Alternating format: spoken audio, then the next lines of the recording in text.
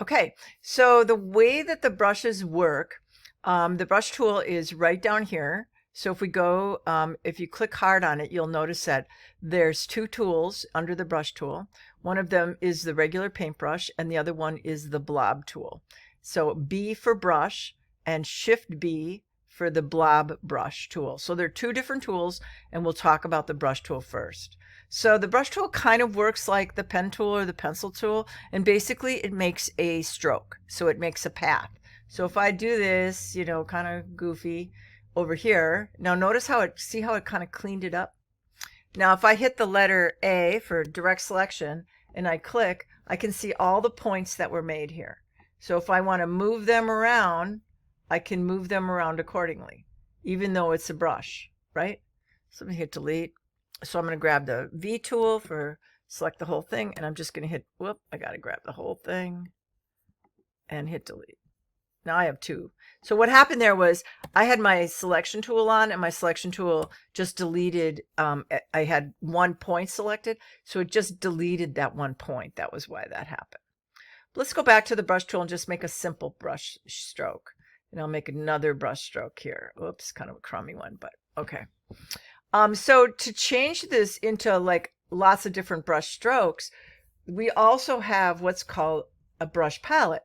So if I go over here, I can see that the brush palette comes up when I'm on Adobe Illustrator Essentials Classic, or I can go to the window and I can go over here and I can open up brushes.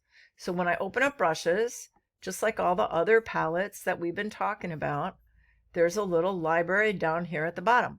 So if I click on that, I can see all the different brush libraries I have available to me. So I could put an arrow on the end of a brush. So if I click on arrows tool, so here's all my special arrows, you know, it just goes on and on and on, right? So I could turn any brush into one of these. So let's do it, and there it is. Okay, so I'm going to Command Z. I'm going to close that particular library. All right, but then I also have these artistic ones, and there's calligraphic. So if I click on that, you'll see here's all these different shapes. So if I click on one of these, like that one, it doesn't really change it much, does it? Let's try this one. Oh, there you can see where it kind of got thicker and thinner. So that's like another way to go. In addition to the calligraphic ones, I also have these charcoal. I have ink, I have paintbrushes, I have scroll pen, and I have watercolor. So if I click on paintbrushes, for example, I have like these solid colors that, you know, kind of come in.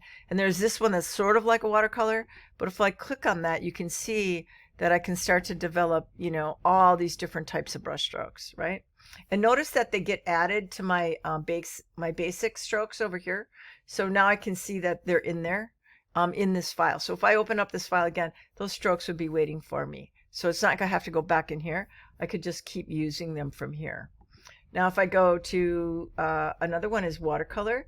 So if I look at the watercolor, you'll notice that it's got like multiple brush strokes over it, and some of them are darker and some of them are lighter. So this is a really good one. You can see how it has, you know, kind of a different effect, and it's just like as if you would take a brush, push it down, and then bring it off the paper.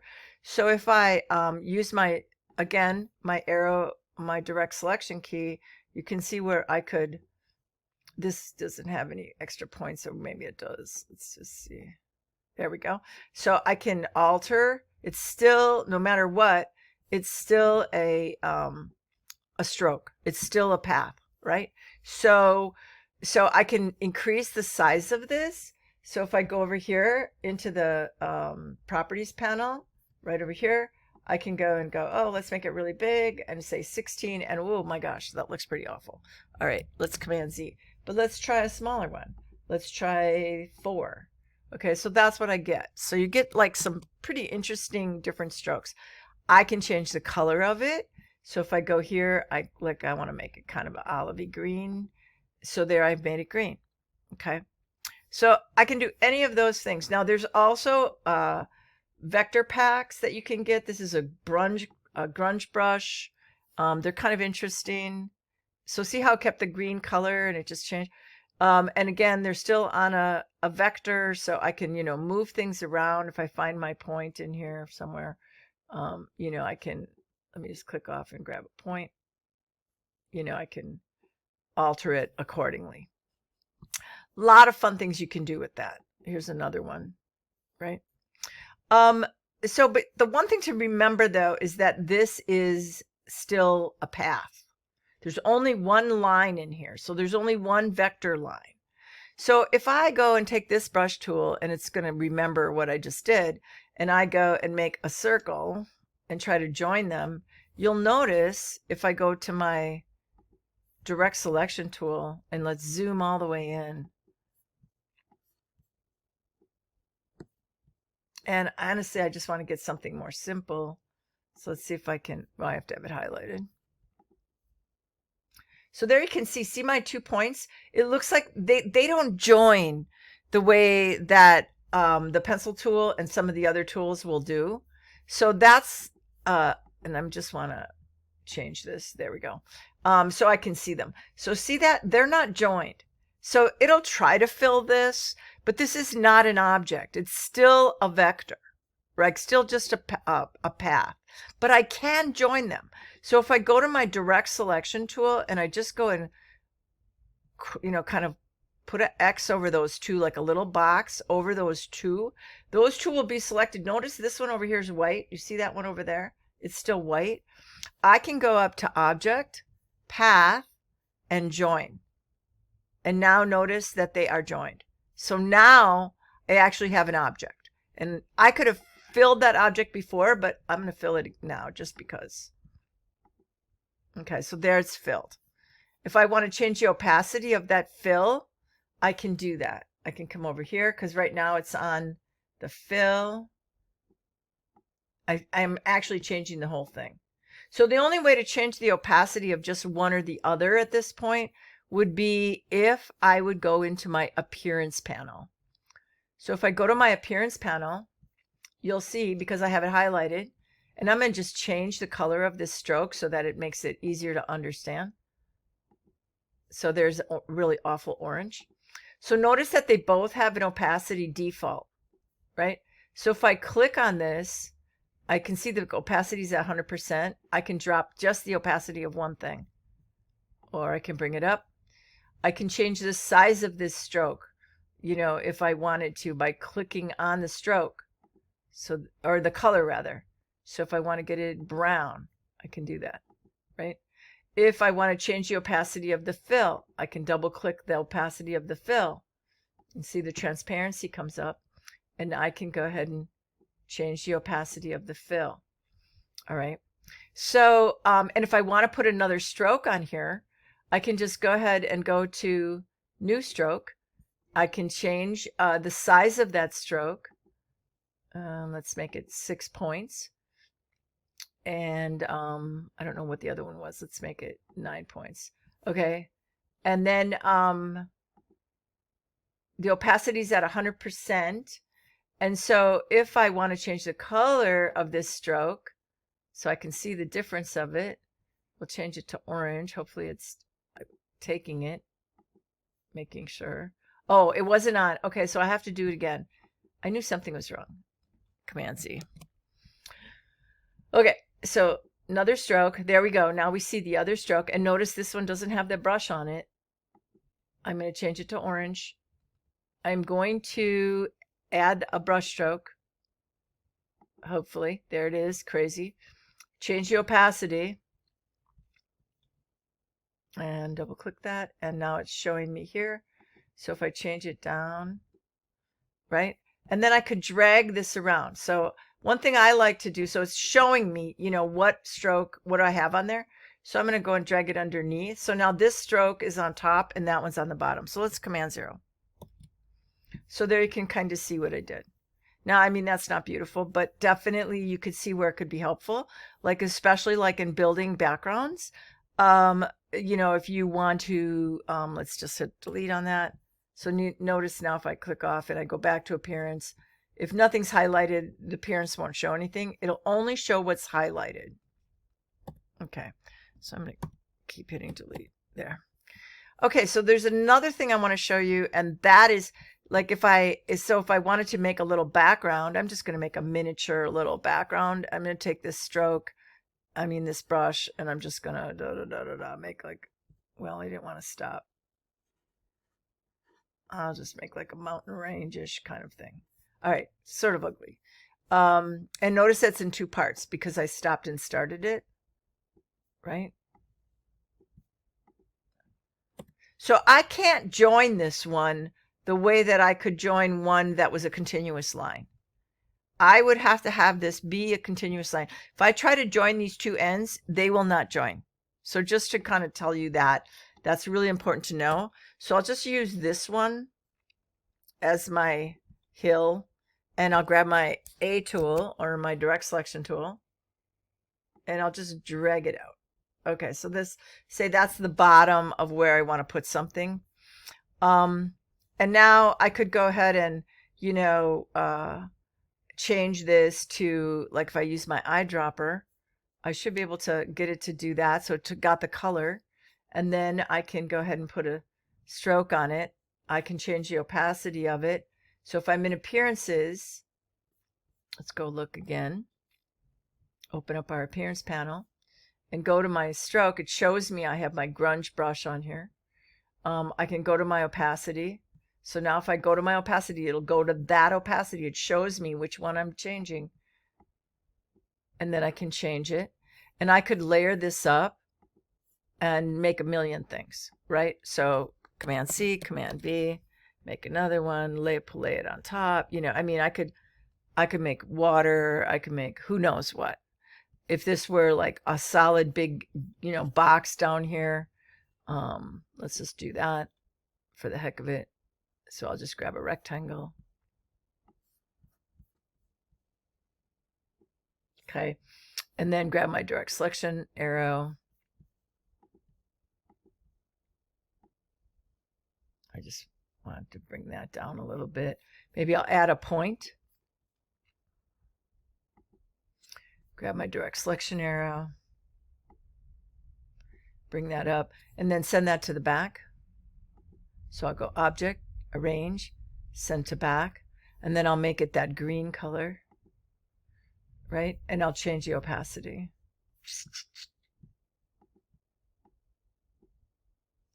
Maybe.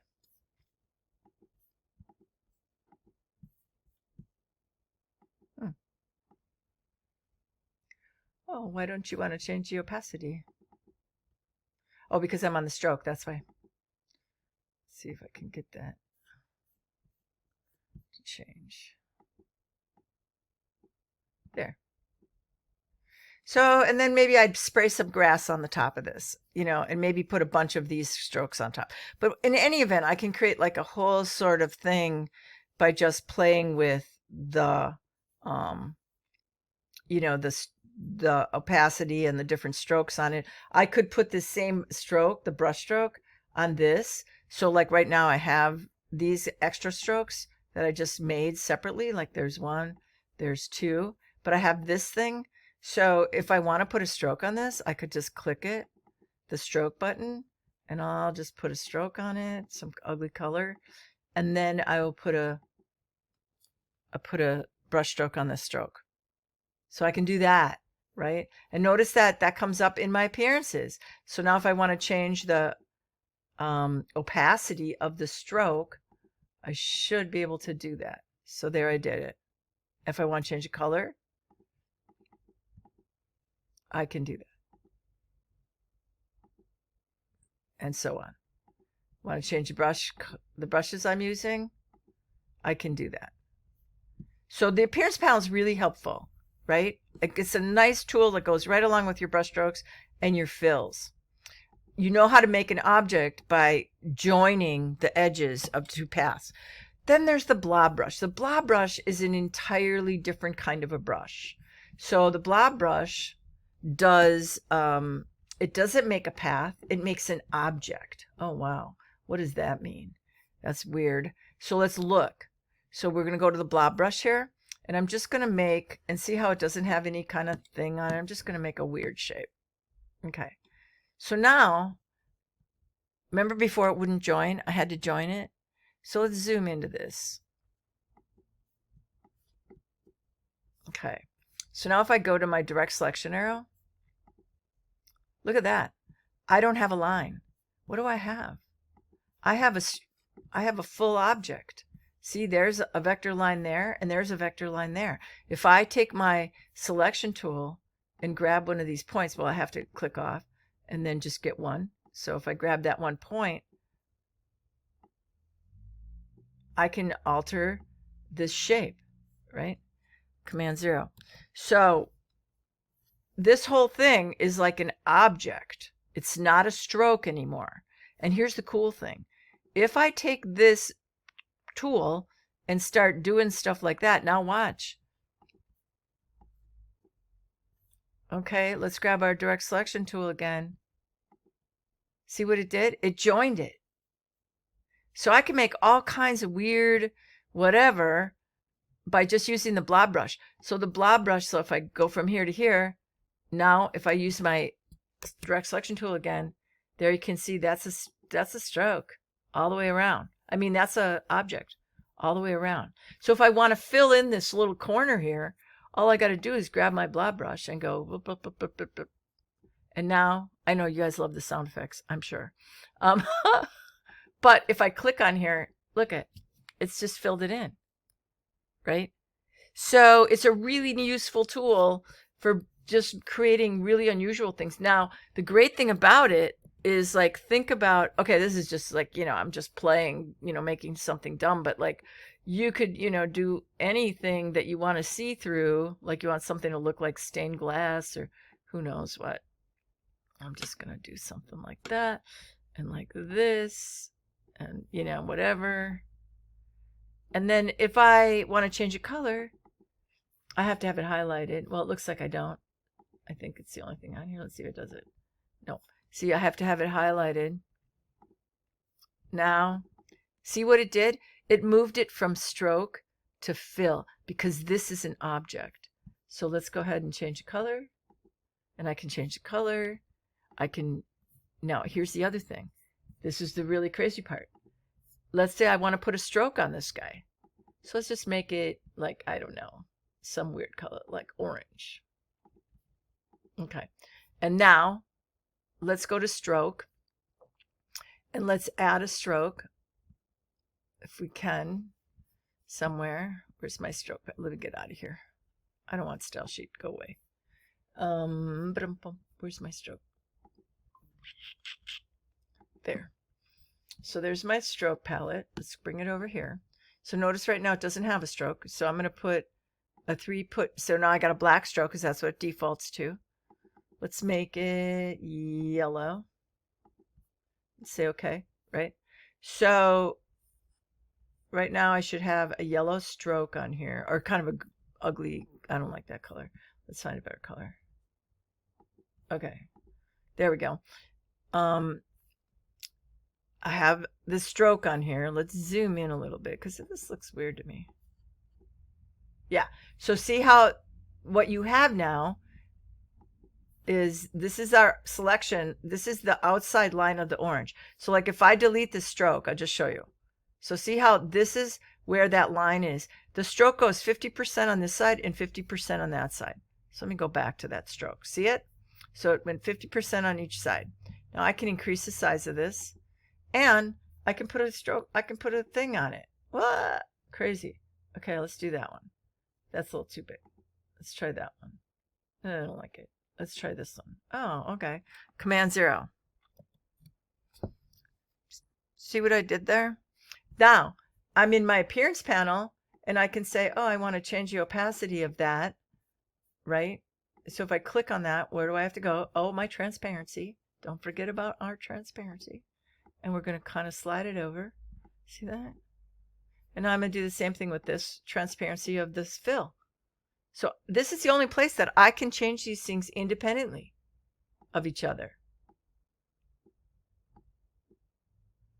Right?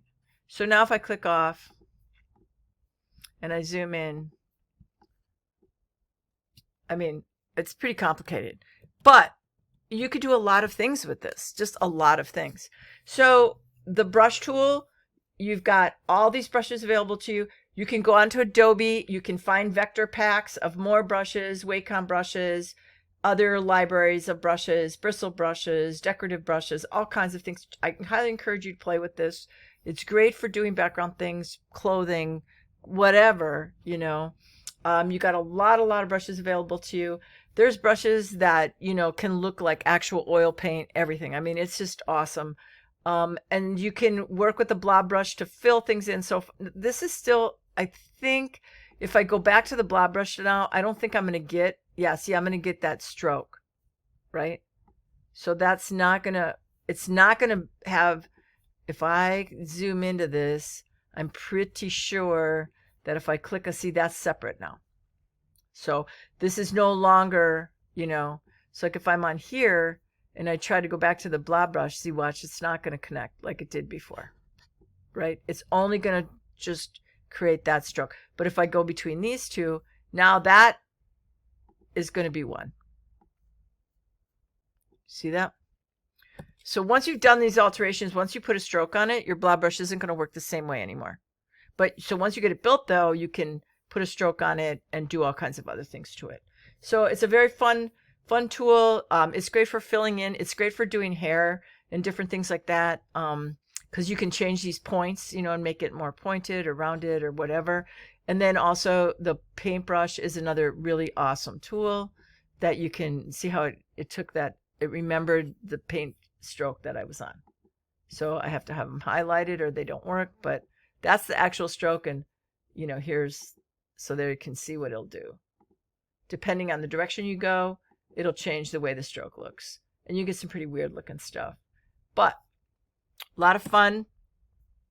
Start to play with it so you can get familiar with it. It'll be great for building backgrounds. And that's pretty much it. I'm going to